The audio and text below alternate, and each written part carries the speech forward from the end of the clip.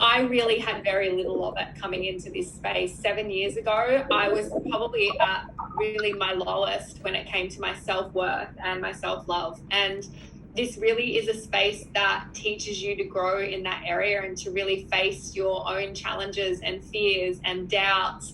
And without facing them, you will never bridge that gap that you feel within yourself. And I know each and every one of you, and myself as well, because it's a lifelong journey that you just, I don't know if we ever fully master it and embody it, but we just get stronger and stronger in that area. And I know that each of you will at some degree feel really frustrated with the gap that you feel inside of yourself, of really accepting everything that you are, everything that you bring to the table, and really acknowledging your potential and loving yourself fully for that. One of my coaches, I remember her saying, "You're a miracle simply by being born." And it's such a powerful statement to think that. Do you ever stop and think, for me, this is the quickest way to bridge the gap in our worthiness. You're a miracle. We're miracles. Every single one of us, regardless of how you see yourself, you're a miracle simply by just being on this planet. Every breath you take is a miracle. How can your heart not expand with love when you fully grasp the concept of that? And so in this space, we are faced with lots of challenge. We are faced with lots of fear.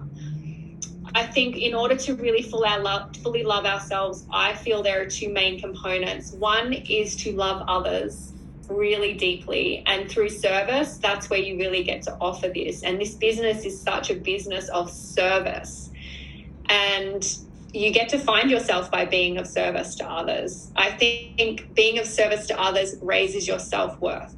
And I'm not sure that we ever really fully have the extent of self-worth that we could if we're only self-serving. I actually think self-worth is about showing up and being of service to others, because then you're of value.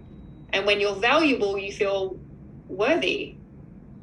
And it's not about money, it's about energy. And the cool thing is, one of the energy exchanges we see in our business is a monetary exchange. For how much we serve and give, it shows up in our bank account, and that's a direct measure of how much value you're adding over time, and that compounds over time, which is pretty phenomenal. And so there's that piece as well, that real loving yourself is growing your self-worth, and your bank account is a direct reflection of your self-worth right now. And as you grow this business, it's intrinsically linked. Your self-worth will grow. As your money grows, your self-worth will grow. But as your self-worth grows, your money will grow. Your money's not going to grow until you start showing up and believing in your worthiness of that money growing, and vice versa as well, though. So it's this beautiful dance between the two.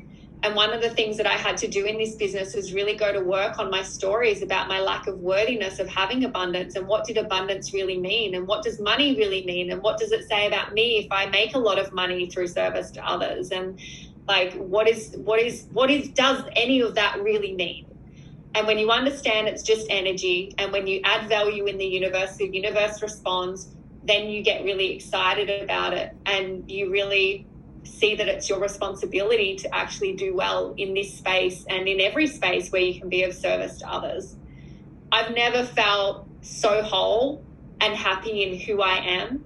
I've never been more bold in using my voice and being very, sometimes brutally honest in situations that I would have shied away from in the past. Because just my worthiness and my self-love requires me to stand at that level in situations now. What I tolerate, I train others how to respect me by how I respect myself. And that shows up in business, with team. I know all of you respect my time because you know I respect my time. And when you start respecting your time, there'll be greater ease within your team within that, because you'll feel this beautiful appreciation dynamic where you love showing up because you know that your time is being valued, but it's being valued because you place a high value upon yourself, and you don't tolerate multiple cancellations, and there's things that you just don't tolerate because it's a reflection of how you value yourself. And I want to teach you guys to have that. If you cancel on me multiple times, you will not get without like a really good excuse. You're going to have to jump through hoops to get back in my time, like one-on-one.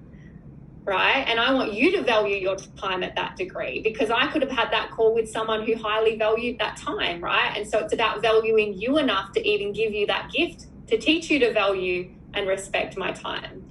And then you flow on that effect. So there's lots of lessons that you learn in this space, and that flows into your entire life. How friends show up and value your time. You know, that like it filters into everywhere.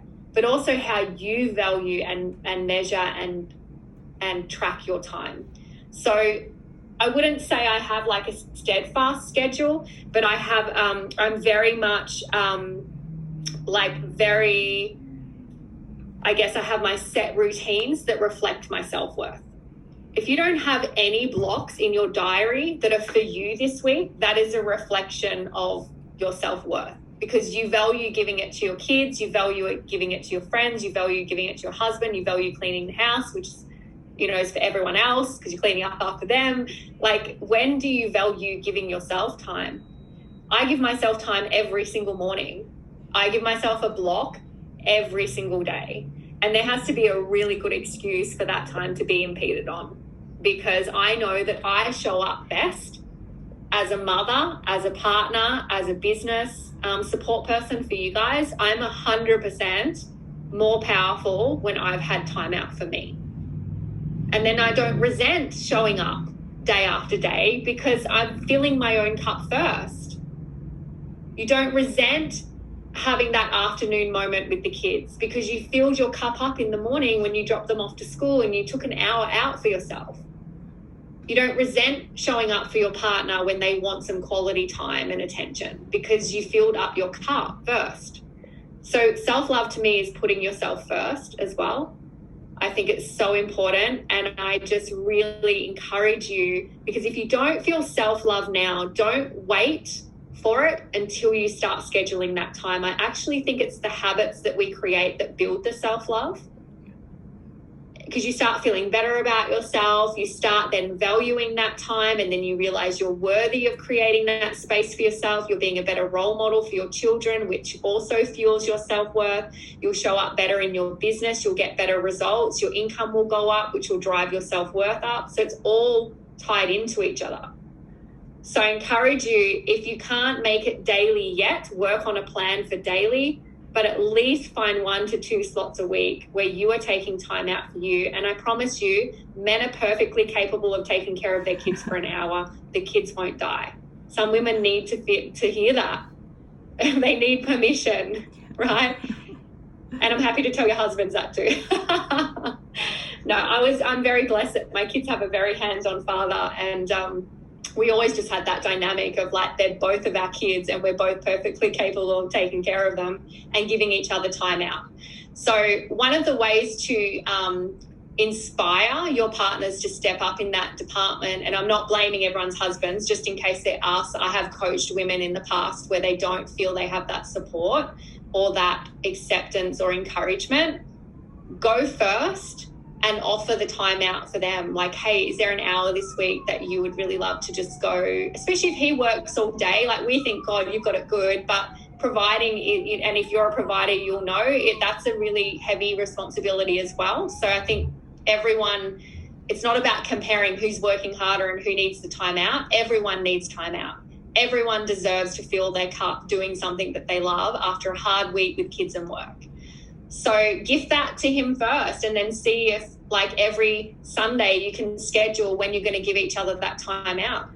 And get resourceful. Like when we used to share one car for like 8 years because we valued other things and we just didn't have the capacity to afford 2 cars. But one thing I did have for my sanity was a gym membership and creche every morning, because it gave me an hour and a half for $5 to not be a psycho mum, right? Because Adam used to work from 4 to 8. So I was single parenting day after day, sometimes 6 days a week. And like so many mums will be like, well, I don't have any help. Well, I have no family here. I still have no family here. And I still hadn't made any friends at that time when I first had Geordie. And that was my hour of solitude. I just found a way to make it happen. And I valued my sanity and peace and my self-worth, even at that time, even though I wasn't fully loving myself yet. I guess looking back, it actually displayed some self-worth that I was willing to take that time for myself and find the finances to fund that. So scheduling your time for you, I think, is definitely a measure of self-worth, and it will drive up your self-love. Learning to trust yourself, and I think being willing to make mistakes, being willing to fall down in this business, in your life, in your relationships, and, you know, do things that scare you is really important because it teaches you to trust yourself. Start following your intuition more, even journaling about it, listening to yourself. For so many years, I didn't trust myself, and some really big challenges came out of that. And some consequences flowed into, even Jordan. She had a health condition, and in my heart I knew that something wasn't right, but I didn't follow my heart. I was listening to everyone around me, and as a consequence to that, she was sicker longer than she needed to be. And that was my first big wake-up call, to listen to myself and not to rely on others. And I think the more you start tuning into your intuition and proving to yourself that you have such an innate wisdom inside of you, again, your self-love and your self-worth will grow, because you'll just be so in tune with the miracle that you are. And I think women do just have this profound intuition, and it can really guide us when we tap into that and we start listening closer to it. Yeah, it's an inner knowing. So I encourage you to start journaling and really listening to what your heart is telling you, and, you know, not just listening to the noise of the world and all of the voices of who you should be and how you should show up, and trying to be the super mom and the super woman who's got her, you know, doing 10 out of 10 in every area of life. It's just not how life works, unfortunately. I think women have it hard these days. Men go to work, and women have to go to work, be mums and be hot and like just do everything. It's a tough job. What else?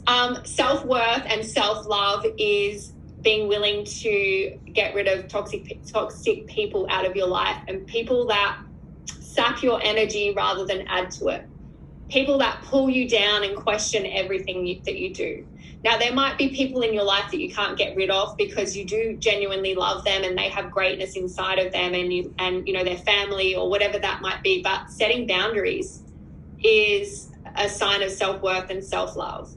And if someone is continually impeding on your positivity and your happiness, and you keep trying to climb that ladder, but they keep tugging on your leg, right? We all have some people like that in our life. It was interesting. Actually, I got a great story for this. I got wind yesterday for definite that I'm going to have to move. And my immediate response was, holy F, I'm a single mum in this, and I have a beautiful big home, which was our family home for a time, and I'm going to have to do this on my own. I'm so overwhelmed. I'm so settled here. I've just set everything up. Like, I started going into that spiral. And I spoke to one person who I really admire. He's a very successful businessman, thinks way bigger than me. Self-worth is like another level inspirational. And he's like, it's so exciting. And like, he's like, the future is exciting for you. And he's like, you know, you opened this doorway, you went and looked at that house last weekend, and like, this is the universe supporting you. And you've been thinking about this White House and blah, blah, blah. You made this happen. And I just felt so empowered after that call. And today I'm really excited about it. I know it will be a tiring week, but things are already lining up. People have come into my life that know people. Like, it's insane, right? But the person I spoke to straight after that call, they went, what did they say? Like, it was the complete opposite of that, basically. Like, I felt so flat after talking to them. And I know it's just not someone that I would go, and they weren't intentionally being negative or anything, but it just showed me the power of who you're surrounded by. Because if I hadn't have spoken to that person first that I did, I wouldn't be feeling empowered today. I'd still be in an overwhelmed spiral. And if I had just had people in my life, like the second person I spoke to, I'd be playing small and I would be in fear, rather than it is exciting. Like, I get a new, fresh beginning. Like, And I know something better is going to come, because every time I've moved house, it's been an upgrade in the sense